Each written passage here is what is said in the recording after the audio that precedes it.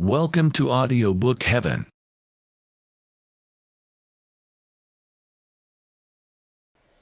Alice's Adventures in Wonderland by Lewis Carroll. Chapter 7. A Mad Tea Party. There was a table set out under a tree in front of the house, and the March Hare and the Hatter were having tea at it. A dormouse was sitting between them, fast asleep, and the other two were using it as a cushion, resting their elbows on it and talking over its head. Very uncomfortable for the dormouse, thought Alice. Only, as it's asleep, I suppose it doesn't mind. The table was a large one, but the three were all crowded together at one corner of it. "No room! No room!" they cried out when they saw Alice coming. "There's plenty of room," said Alice indignantly, and she sat down in a large armchair at one end of the table. "Have some wine," the March Hare said, in an encouraging tone. Alice looked all round the table, but there was nothing on it but tea. "I don't see any wine," she remarked. "There isn't any," said the March Hare. "Then it wasn't very civil of you to offer it," said Alice angrily. "It wasn't very civil of you to sit down without being invited," said the March Hare. "I didn't know it was your table," said Alice. "It's laid for a great many more than three." "Your hair wants cutting," said the Hatter. He had been looking at Alice for some time with great curiosity, and this was his first speech. "You should learn not to make personal remarks," Alice said with some severity. "It's very rude." The Hatter opened his eyes very wide on hearing this, but all he said was, "Why is a raven like a writing-desk?" "Come, we shall have some fun now," thought Alice. "I'm glad they've begun asking riddles. I believe I can guess that," she added aloud. "Do you mean that you think you can find out the answer to it?" said the March Hare. "Exactly so," said Alice. "Then you should say what you mean," the March Hare went on. "I do," Alice hastily replied. At least, I mean what I say. That's the same thing, you know." "Not the same thing a bit," said the Hatter. "You might just as well say that 'I see what I eat' is the same thing as 'I eat what I see.'" "You might just as well say," added the March Hare, "that 'I like what I get' is the same thing as 'I get what I like.'" "You might just as well say," added the Dormouse, who seemed to be talking in his sleep, that 'I breathe when I sleep' is the same thing as 'I sleep when I breathe.'" "It is the same thing with you," said the Hatter, and here the conversation dropped, and the party sat silent for a minute while Alice thought over all she could remember about ravens and writing-desks, which wasn't much. The Hatter was the first to break the silence. "What day of the month is it?" he said, turning to Alice. He had taken his watch out of his pocket and was looking at it uneasily, shaking it every now and then, and holding it to his ear. Alice considered a little, and then said, "The 4th." "2 days wrong," sighed the Hatter. "I told you butter wouldn't suit the works," he added, looking angrily at the March Hare. "It was the best butter," the March Hare meekly replied. "Yes, but some crumbs must have got in as well," the Hatter grumbled. "You shouldn't have put it in with the bread-knife." The March Hare took the watch, and looked at it gloomily. Then he dipped it into his cup of tea, and looked at it again, but he could think of nothing better to say than his first remark. "It was the best butter, you know."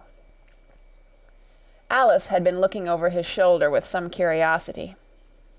"What a funny watch," she remarked. "It tells the day of the month, and doesn't tell what o'clock it is." "Why should it?" muttered the Hatter. "Does your watch tell you what year it is?" "Of course not," Alice replied very readily. But that's because it stays the same year for such a long time together."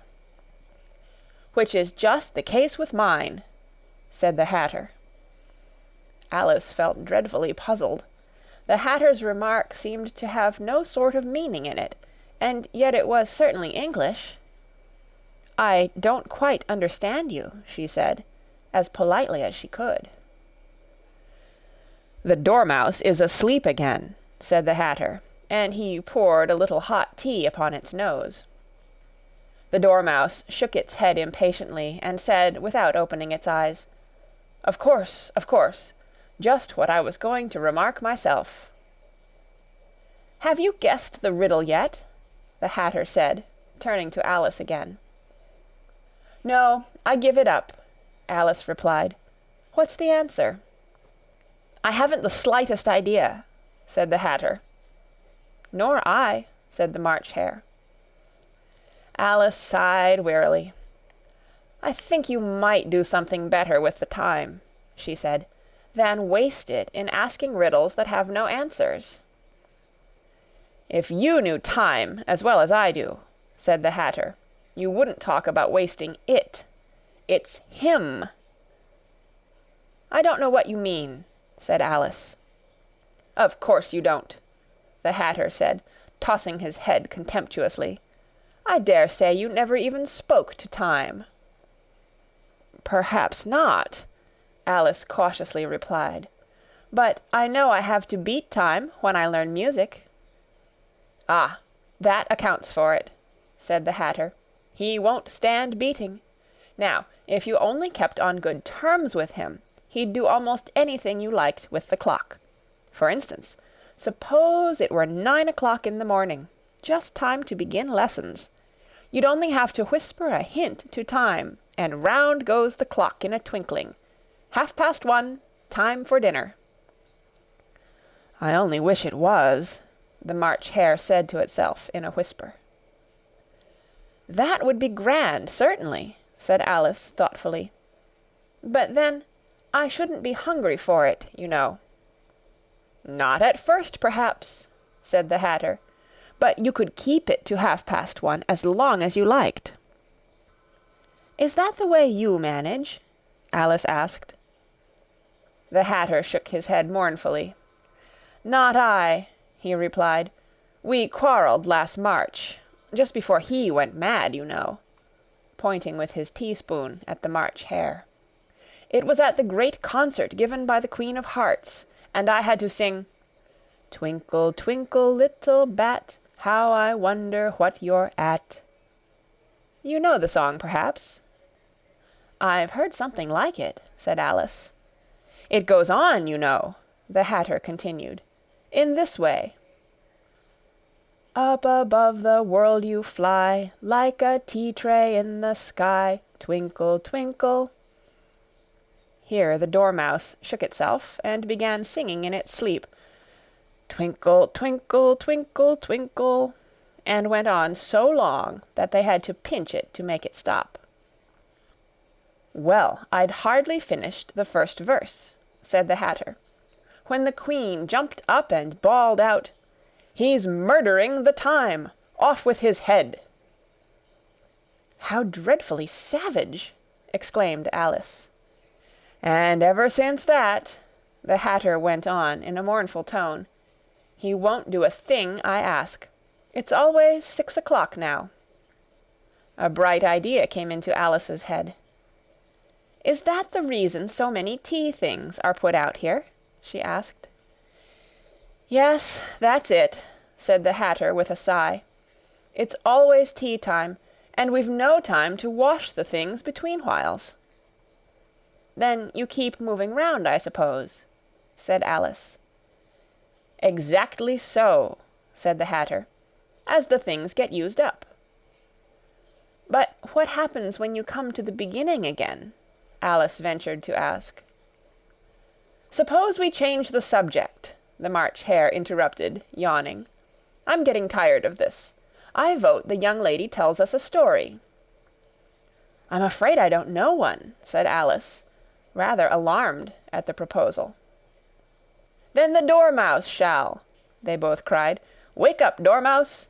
and they pinched it on both sides at once. The Dormouse slowly opened his eyes. "I wasn't asleep," he said in a hoarse, feeble voice. "I heard every word you fellows were saying." "Tell us a story," said the March Hare. "Yes, please do," pleaded Alice. "And be quick about it," added the Hatter, "or you'll be asleep again before it's done." "Once upon a time there were 3 little sisters," the Dormouse began in a great hurry. "And their names were Elsie, Lacie, and Tilly, and they lived at the bottom of a well." "What did they live on?" said Alice, who always took a great interest in questions of eating and drinking. "They lived on treacle," said the Dormouse, after thinking a minute or two. "They couldn't have done that, you know," Alice gently remarked. "They'd have been ill." "So they were," said the Dormouse. "Very ill." Alice tried to fancy to herself what such an extraordinary way of living would be like, but it puzzled her too much, so she went on, "But why did they live at the bottom of a well?" "Take some more tea," the March Hare said to Alice very earnestly. "I've had nothing yet," Alice replied in an offended tone, "so I can't take more." "You mean you can't take less," said the Hatter. "It's very easy to take more than nothing." "Nobody asked your opinion," said Alice. "Who's making personal remarks now?" the Hatter asked triumphantly. Alice did not quite know what to say to this, so she helped herself to some tea and bread and butter, and then turned to the Dormouse and repeated her question. Why did they live at the bottom of a well? The Dormouse again took a minute or two to think about it, and then said, "It was a treacle well." "There's no such thing," Alice was beginning, very angrily, but the Hatter and the March Hare went, "Sh! Sh!" and the Dormouse sulkily remarked, "If you can't be civil, you'd better finish the story for yourself." "No, please go on," Alice said very humbly. "I won't interrupt again. I dare say there may be one." "One indeed," said the Dormouse indignantly. However, he consented to go on. "And so these 3 little sisters, they were learning to draw, you know." "What did they draw?" said Alice, quite forgetting her promise. "Treacle," said the Dormouse, without considering at all this time. "I want a clean cup," interrupted the Hatter. "Let's all move one place on." He moved on as he spoke, and the Dormouse followed him. The March Hare moved into the Dormouse's place, and Alice rather unwillingly took the place of the March Hare. The Hatter was the only one who got any advantage from the change, and Alice was a good deal worse off than before, as the March Hare had just upset the milk jug into his plate. Alice did not wish to offend the Dormouse again, so she began very cautiously. "But I don't understand. Where did they draw the treacle from?" "You can draw water out of a water well," said the Hatter. "So I should think you could draw treacle out of a treacle well, eh, stupid?" "But they were in the well," Alice said to the Dormouse, not choosing to notice this last remark. "Of course they were," said the Dormouse. "Well in." This answer so confused poor Alice that she let the Dormouse go on for some time without interrupting it. "They were learning to draw," the Dormouse went on, yawning and rubbing its eyes, for it was getting very sleepy. "And they drew all manner of things, everything that begins with an M." "Why with an M?" said Alice. "Why not?" said the March Hare. Alice was silent. The Dormouse had closed its eyes by this time, and was going off into a doze, but on being pinched by the Hatter, it woke up again with a little shriek, and went on. that begins with an M, such as mousetraps, and the moon, and memory, and muchness. You know you say things are much of a muchness. Did you ever see such a thing as a drawing of a muchness?" "Really, now you ask me," said Alice, very much confused, "I don't think—" "Then you shouldn't talk," said the Hatter. This piece of rudeness was more than Alice could bear. She got up in great disgust and walked off. The Dormouse fell asleep instantly, and neither of the others took the least notice of her going, though she looked back once or twice, half hoping that they would call after her. The last time she saw them, they were trying to put the Dormouse into the teapot. "At any rate, I'll never go there again," said Alice, as she picked her way through the wood. "It's the stupidest tea-party I ever was at in all my life." Just as she said this, she noticed that one of the trees had a door leading right into it. "That's very curious," she thought, "but everything's curious today. I think I may as well go in at once." And in she went. Once more she found herself in the long hall, and close to the little glass table. "Now I'll manage better this time," she said to herself, and began by taking the little golden key and unlocking the door that led into the garden. Then she went to work nibbling at the mushroom, she had kept a piece of it in her pocket, till she was about a foot high. Then she walked down the little passage, and then she found herself at last in the beautiful garden, among the bright flower beds and the cool fountains. End of Chapter 7.